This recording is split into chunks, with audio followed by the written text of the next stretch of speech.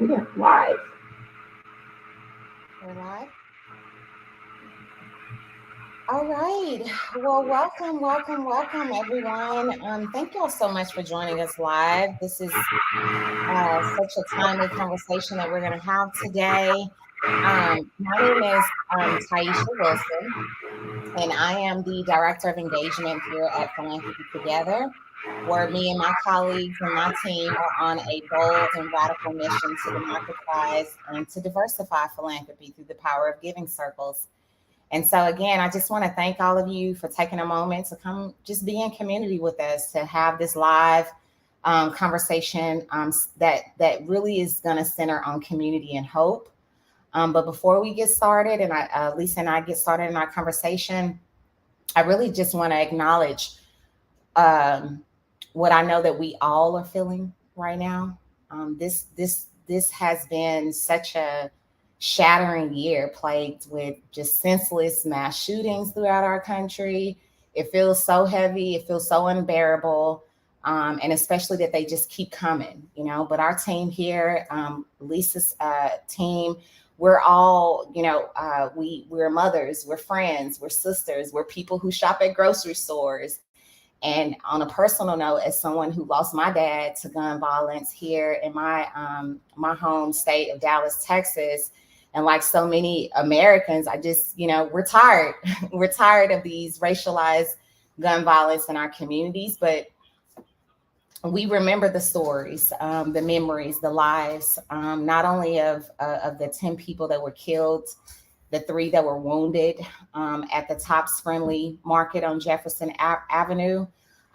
It's unfortunate that we can't stop there. We also know about the shootings, about the 19 little children that was lost here in Uvalde, and the teachers in that 4th grade class. It's a lot, y'all.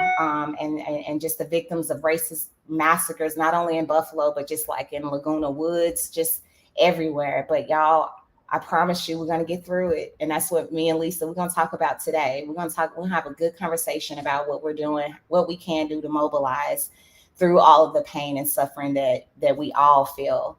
My heart is in the right place, as I know y'all heart is in the right place. Lisa's heart is in the right place. What we want, and what we want to do is to move for a more equitable nation under God, right? Where we all can be in pursuit of liberty and justice, and everybody can live well and fully and reach our highest potential and not have our lives cut short. And with that, I'll just just say that, these events also, as dim and grim as they are, they do remind us that freedom isn't free, right? These events remind us also that we have to continue to fight. We have to continue to fight for our freedom, y'all, and for better race relations and truth healing, so that we all can kind of move forward and find peace and love and strength and community with one another. So that being said, Lisa, thank you so much, sister, for being here. I want to give you the warmest welcome to the state. Lisa LaTrovato is the founder of the 50 Fabulous Women's Giving Circle. They go by FFWGC out of Buffalo. And we also, I'm going to brag for you a little bit, Lisa, right now. I read that you also are one of Buffalo's business first 2021 Women of Influence. And just shout out to you. I'm so glad you're here. Oh, Taisha, thank you so much. And it is still a hard time. We're still not okay here in Buffalo, and we never will be. What happened, the racist terrorist attack happened on a Saturday. And if you allow me, I'd like to read the first names of those victims, because we need to keep saying their names so they're not forgotten. Yes. Roberta, Margus, Andre, Aaron, Geraldine, Celestine, Hayward, Catherine, Pearl, and Ruth. They are still with us. So the racist terrorist attack happens on Saturday, and our giving circle was on Wednesday. And some of my leadership suggested maybe we put it off. And I said, no, our community needs us. We need to be together. That's what a community giving circle is about. It's about community. It's about us all leaning together. And so we met, and we had a very nice turnout. We had a moment of silence. We said the Pledge of Allegiance as we always do, and we had a beautiful rendition of Amazing Grace sang by one of our members. But something really unique happened at that giving circle that's never happened in our 3 years, Tyeshia. We had our first presenter, Confident Girl Mentoring, and Tiffany Lewis is just a dynamo. She actually runs a wonderful program with young girls, teaching them and mentoring them on the east side of Buffalo. And now her work that weekend shifted to racial healing circles and making sure that these girls were okay, because they knew they were in community with all these 10 of our neighbors that were massacred that day. And she wasn't sure she was going to come to present. And I told her, sister, if you come and you have a hard time, I'll stand right up there with you. And she was so good. She came and she stood up, and just at the end, she lost it a little bit, but it was okay because we were all there for her. And then we always have 3 finalists. The second finalist stood up, Maggie from Lothlorien, and she said, I withdraw my nomination. Please support our community on the east side.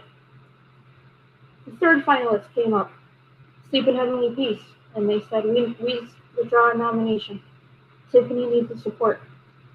That's what the City of Good Neighbors is about. That's what the community is about. But the beautiful thing about it, it was the second largest donation in our history of our giving circle, $5,440. Unbelievable. And there were members that came to the meeting not okay. They walked in crying, but they needed to be with each other to grieve. But then once you get done with grieving, you have to take action. And by supporting something like Confident Girl Mentoring, that's what we're able to do. We also have another circle called Jennie's Circle. It's named after my great aunt, and it focuses on mental health. I knew during the pandemic, people weren't okay.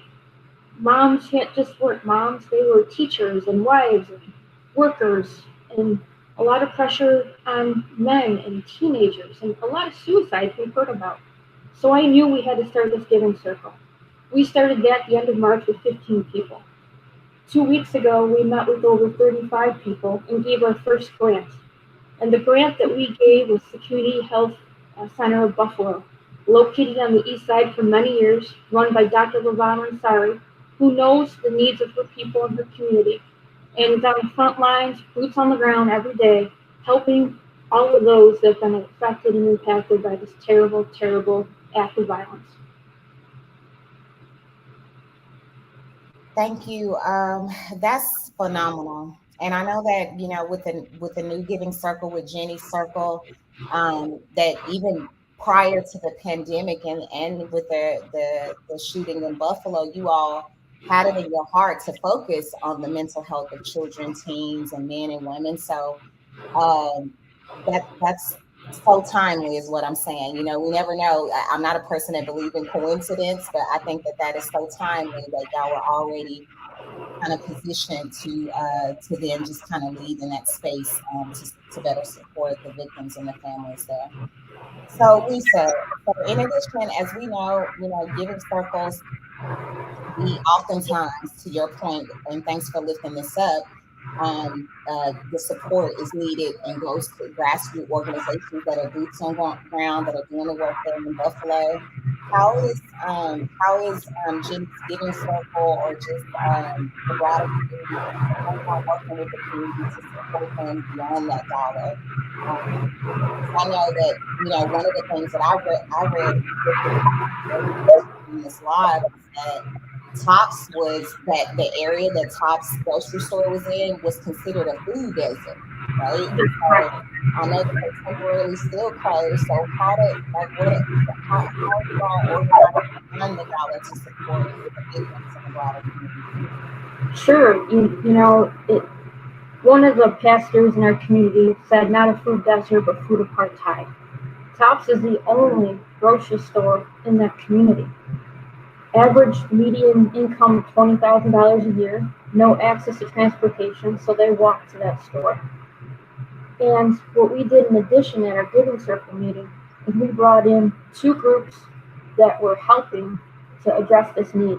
Rooted in Love, which is basically a food pantry, but also gives away hygiene items every weekend on the east side. And charter Buffalo Creek Academy, which is a charter school in Buffalo.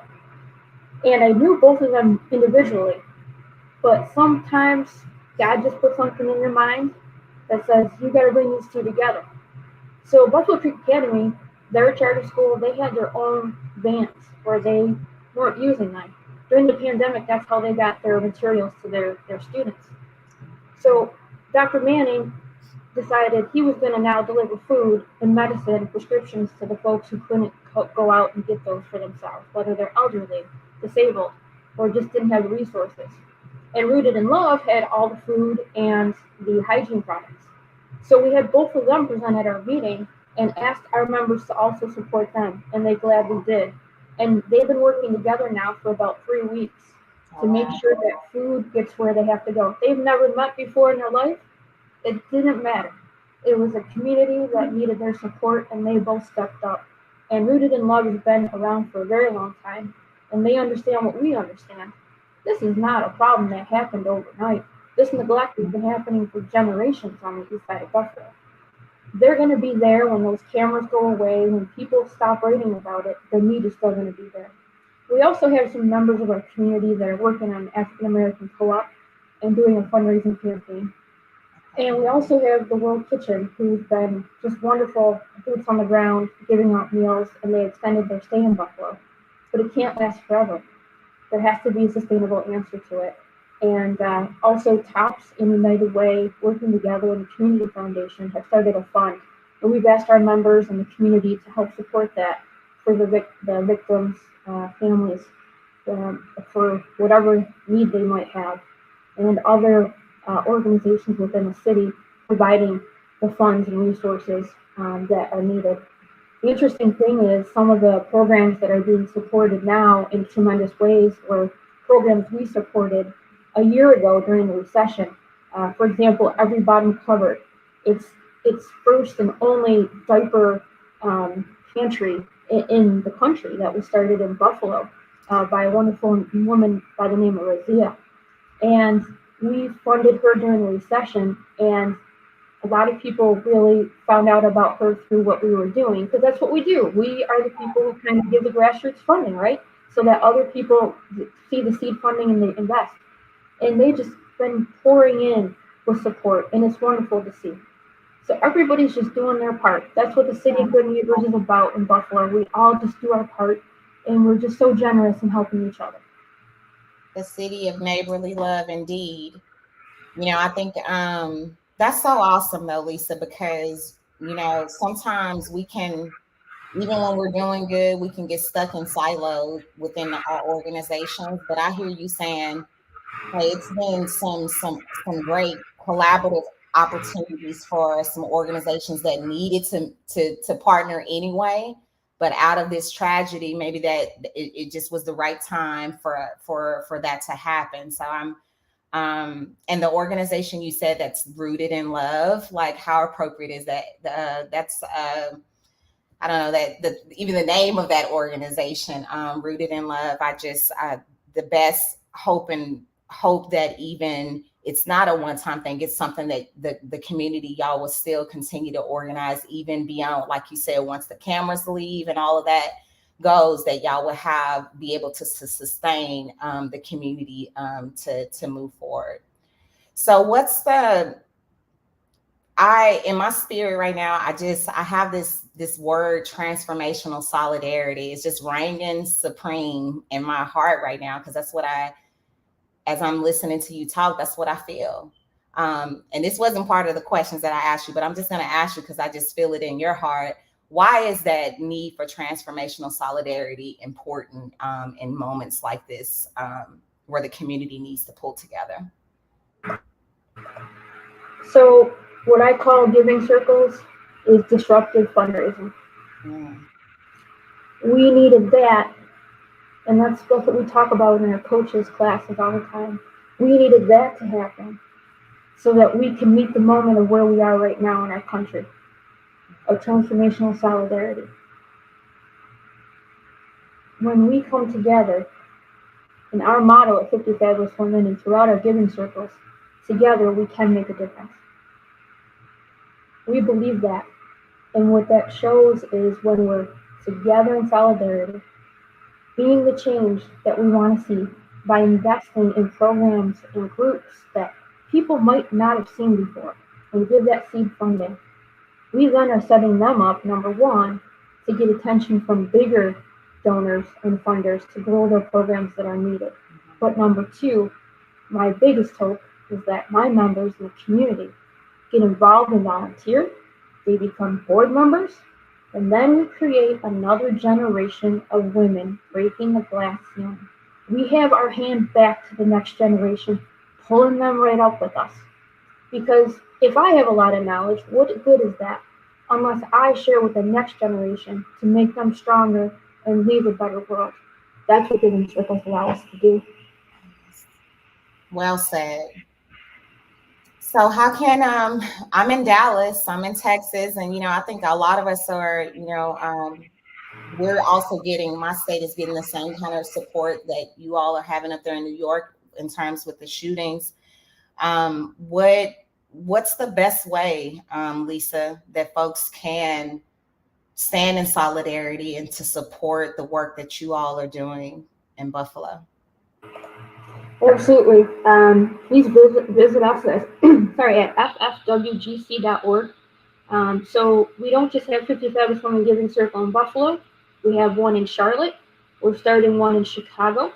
We also have two spin-off giving circles, Jennie's Circle, which we talked about, which focus on mental health, and a second one that's launching this fall, and it's called This Little Light of Mine Buffalo. And we hope that this goes across the country too. What we're doing is we're empowering youth to run their own giving circle. We are going to be working with young professionals and teachers to actually coach and give them guidance on what their roles are. But it's up to the youth to actually come in, figure out what they're going to give money towards, do the research, because they're very much in touch of what's going on. They see the news like we do.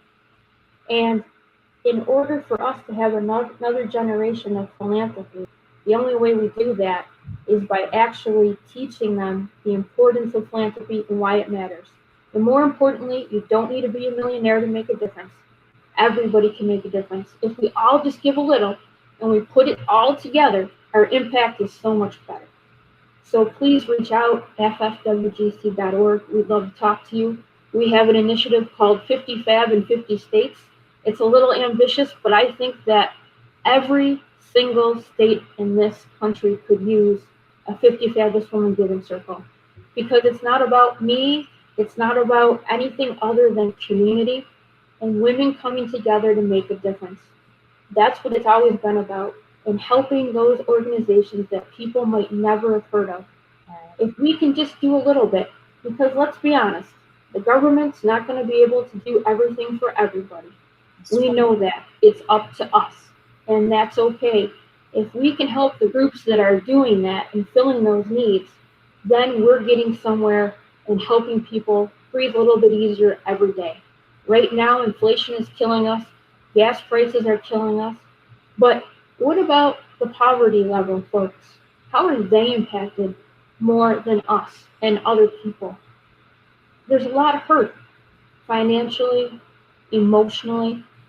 You have to turn on the news today and hear the testimony on Capitol Hill of the parents who lost children in Uvalde, the medical examiner who talked about decapitated children coming in. We're not okay. And sometimes it's okay to say we're not okay. That's right.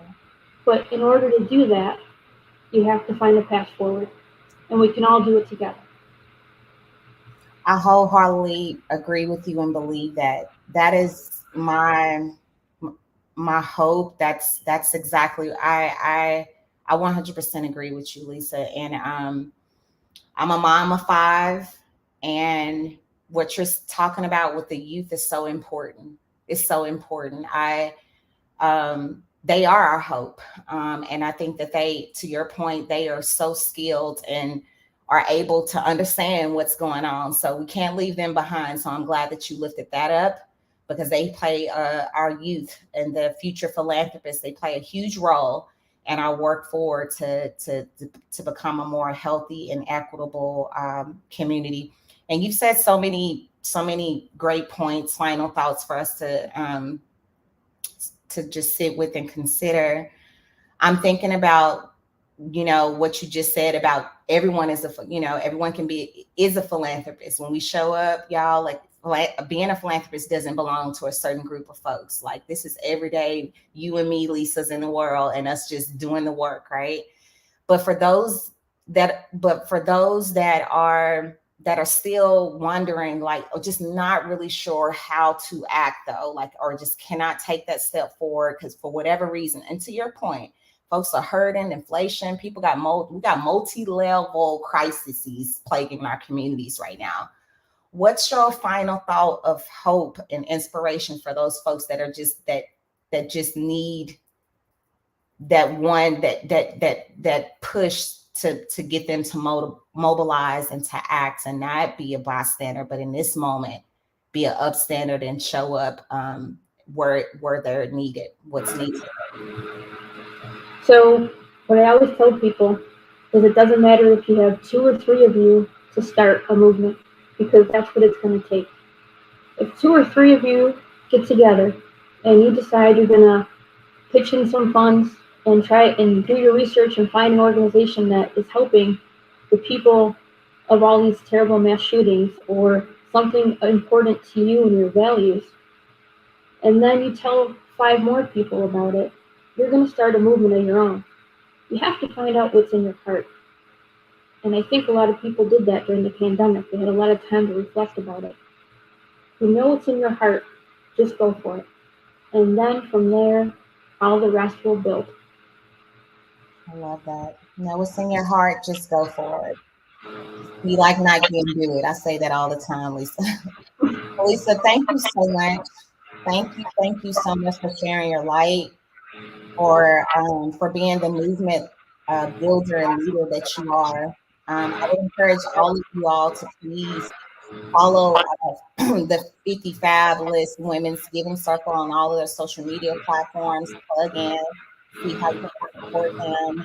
I also want to just close again by just lifting up those lives that have been lost, y'all. We will forever, ever remember them. They'll forever be in our hearts and they'll never be forgotten. And I stand in solidarity with you, Lisa, and the members of your giving circle and the circles that are yet to be formed, because I hear you. I'm going to manifest that and speak it out loud for you that you'll have a FFWGC in every state. And on behalf of all the giving circles around the world, we stand in solidarity with those who have been impacted by gun violence.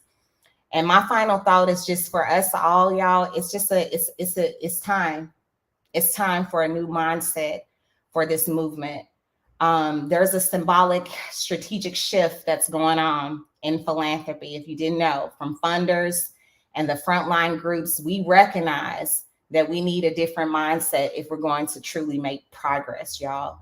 And so, the displays of violence is really a dire need. It points to a dire need for truth, for racial healing, for transformational solidarity work that needs to take place in every town, y'all, in every city, every classroom, around every dinner table, to disrupt and counter narrative like these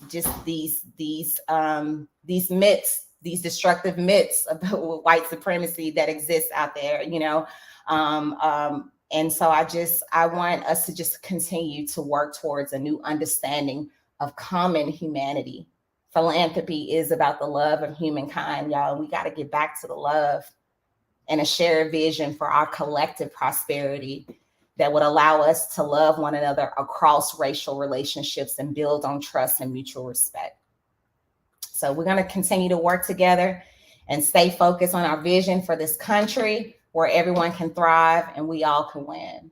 And so take care of yourself. Thank you all so much for joining this live. It'll be more conversations like this moving forward from Philanthropy Together and with Giving Circle leaders like Lisa that are really making a difference locally and globally. Lisa, thank you so much. Bye, y'all. Take care of yourself today.